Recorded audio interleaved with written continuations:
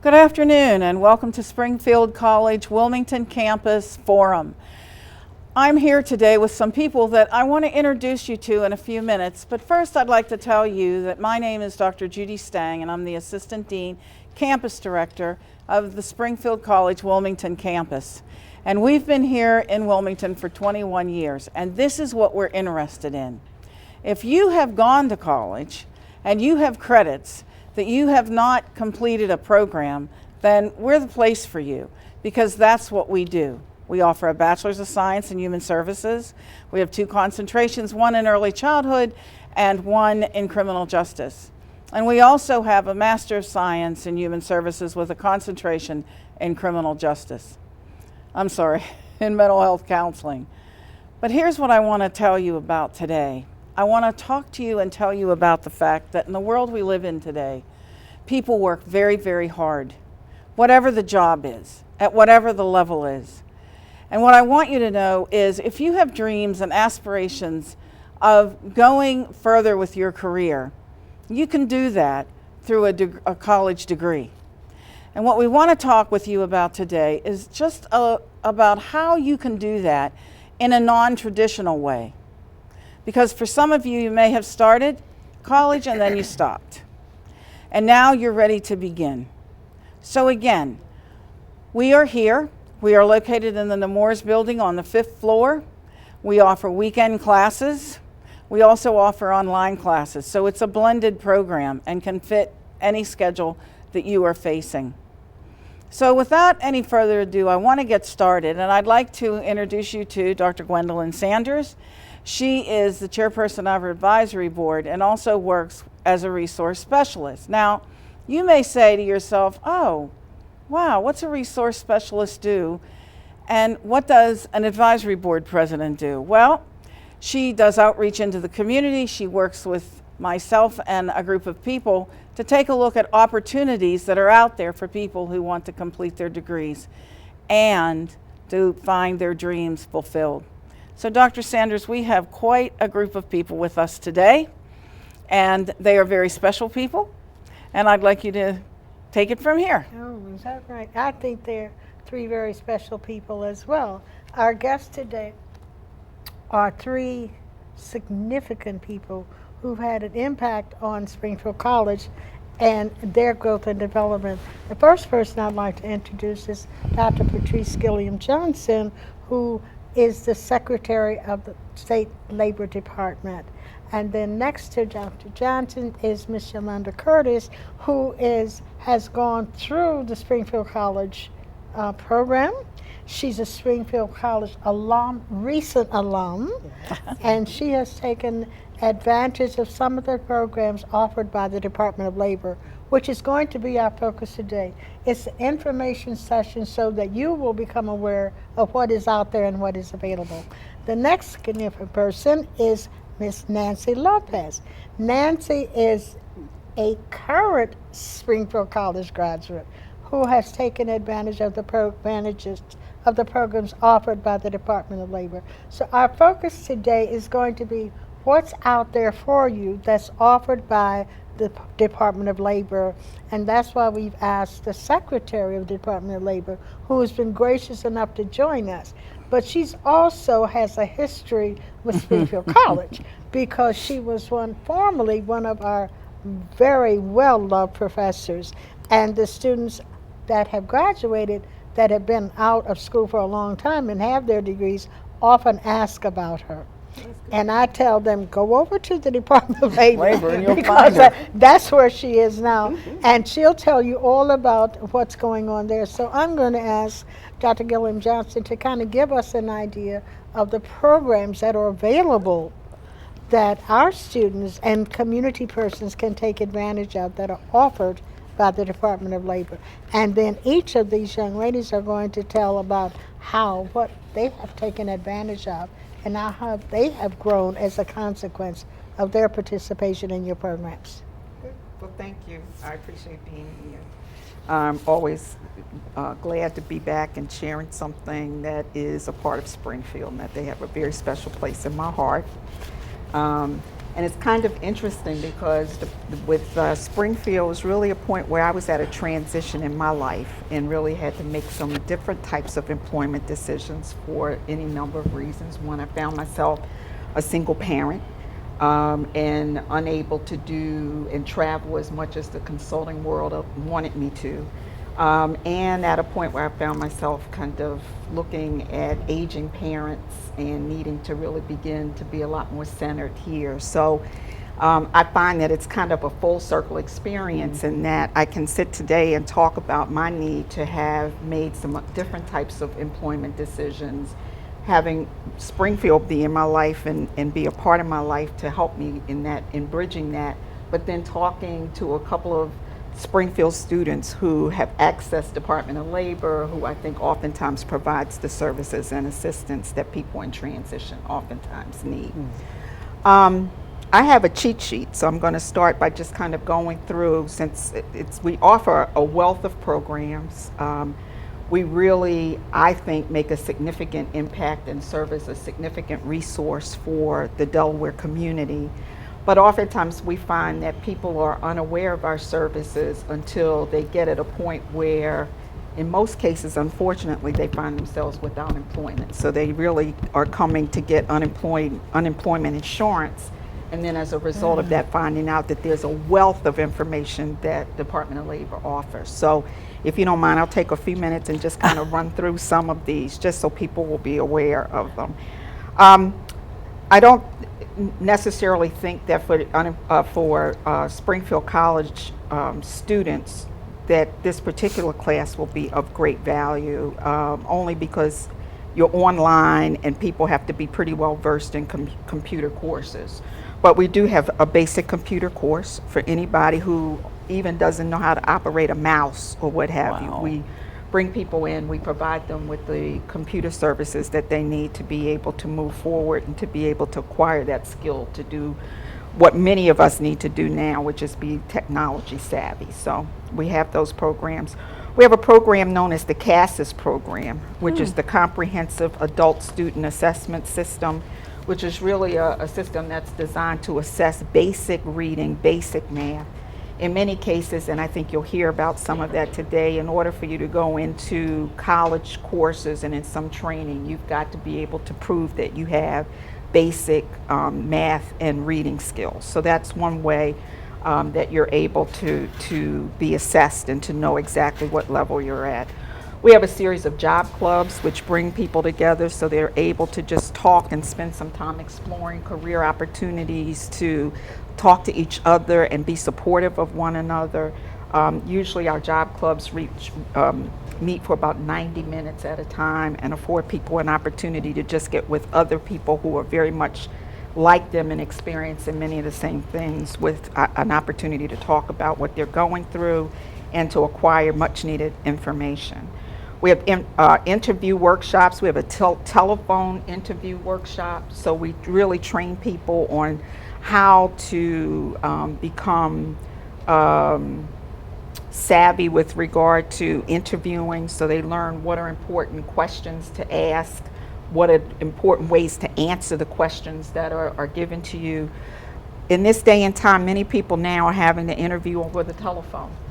And many people don't know how to do that. And it's a skill to that. So we do actually have telephone interview workshops as well to afford people an opportunity to learn how to conduct meaningful and effective telephone interviews. And just to comment on that, the aspect of the telephone interview is becoming part of the digital world. Exactly. And that persons, and we've had them to do a videotape, and they'll send that for their interview and whatever, because it could be a distance that you would have to, and the interview on the telephone, they said, well, wait a minute, what do they need on the telephone? Right. So it appears that they have done some pre-screening, and so when they call you for that, it's time to do the elevator. That's exactly right. And to have the skill that goes along with it. I mean, it's tough not sitting face to face with someone. We can train people on interview skills, but if you're doing an interview on the telephone, it's a very different set of skills that you'll have to rely on in some cases to be able to get through that meaningfully. So we do that. We have job search workshops so that we really bring people in, allow them to maximize their job search efforts and to be able to improve their visibility with employers. We have career planning workshops where we're really kind of focusing on what is it, you do basic skill assessments so you can have an understanding as to what your skill set is, to get a better sense as to how marketable you really are. And a lot of people don't know that. And and we're talking about the development of skill sets, and that's why I want to hear from. Have you looked at any of those programs that she has indicated so far? Well, from my perspective, all of them are necessary in order to be eligible to receive money from the Department of Labor. Okay, so one of the things the first thing that you do when you come in is you have to take the CASAS exam and get.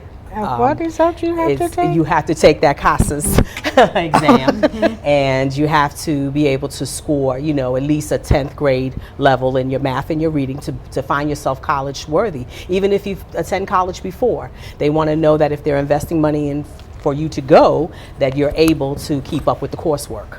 One of the things that I want to just bring up is that one of the things that we're talking about now is some of the training that many of the Springfield students would be eligible for, which is through the WIOA, which is Workforce Investment Opportunity Act program. And one of the things that you mentioned, which I think is really important, is to know that there's money. I mean, there is money to provide training for you, whether that is going and getting the training that's important for you to be self-sufficient.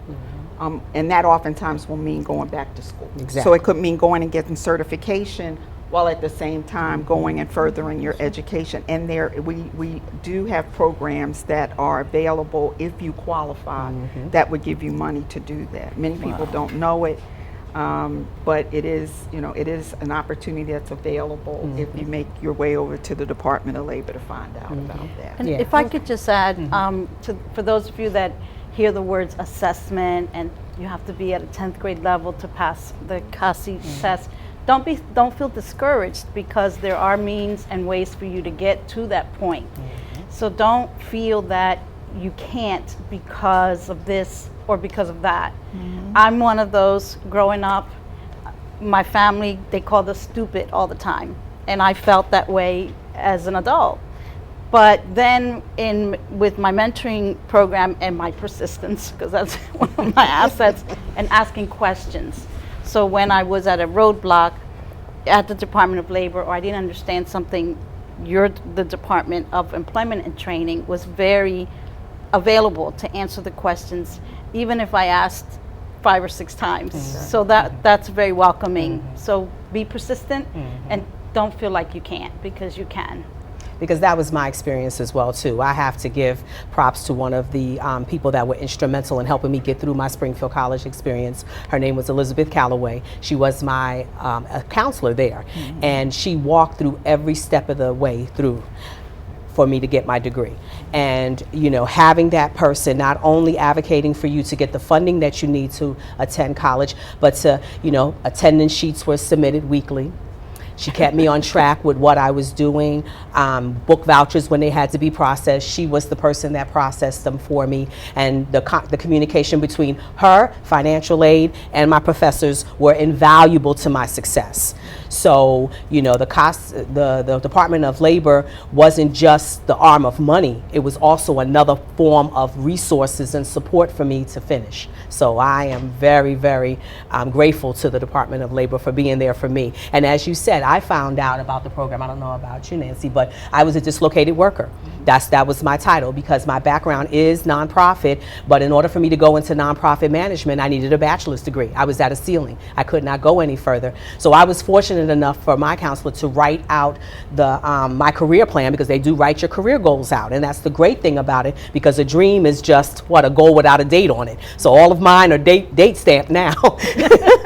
It was mandatory that I have this amount of time to accomplish what I needed to accomplish as far as my educational goals. And so it was just, like I said, my experience was invaluable. I couldn't have done it without it. And now I'm back in the program again. This time because I was extended out to my master's. So now I'm finishing up my master's degree, Master's of Public Administration at Delaware State University. So I'm grateful. I'm very grateful that the program is there.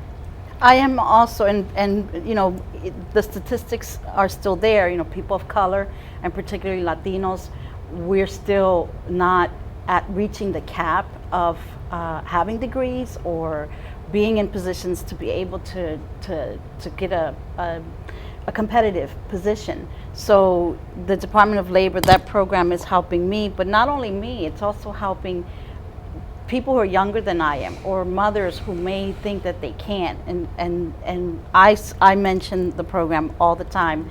I'm always promoting Springfield College. I love it, and I'm very grateful for the welcoming and the process, but also the accountability. I have to be accountable for the funding that I'm receiving to go to college. Yeah, I think that's an important piece too. It's that, you know, we can do what we can do to make sure that people are aware of what the resources are, and there are resources. The displaced worker program is really an excellent program where, you know, once you have, for whatever reason, found yourself as unemployed, that there are opportunities for you to have training, opportunities for you to get education, and to try to get you back to work and to get you into the mainstream. And I say that, I emphasize get you into the mainstream as much as possible. Yes. So, you know, the idea is that we can bring the resources, but it really does take persistence, and it really does take motivation on the parts of individuals coming in to be able to access many of those resources. But we also work very, very hard, because we are seeing people who in many cases are coming in at some of the most vulnerable times in their lives. They're unemployed, underemployed, they're not, you know, they for whatever reason are not able to bring a sustaining paycheck home to take care of their families.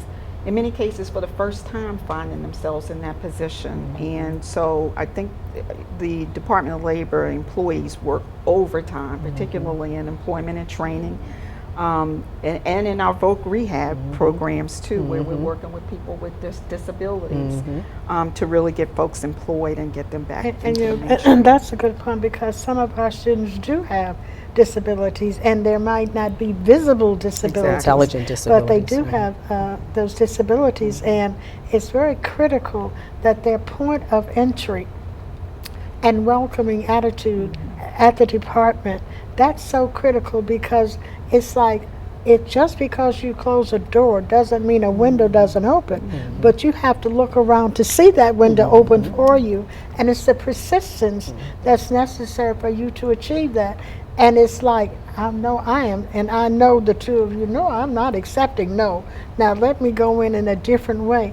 But it's also how you approach the persons that are there, because some of those persons that are there, if you come in as if you're on the defensive and whatever, particularly since you've had life happenings to occur to you, and you know, and you almost go in, I know they're going to say no, and that cannot happen. Is that correct? Yes, that is correct. You have to have an open mind with, for me, I had to think outside the box as a dislocated worker. And I must say that when I was categorized as a dislocated worker, my feelings were hurt. I was like, oh no, Nancy, really that? So, but that was an opportunity. And I study hard, I work hard, and I'm forever grateful for this program, because I've always wanted to have a degree.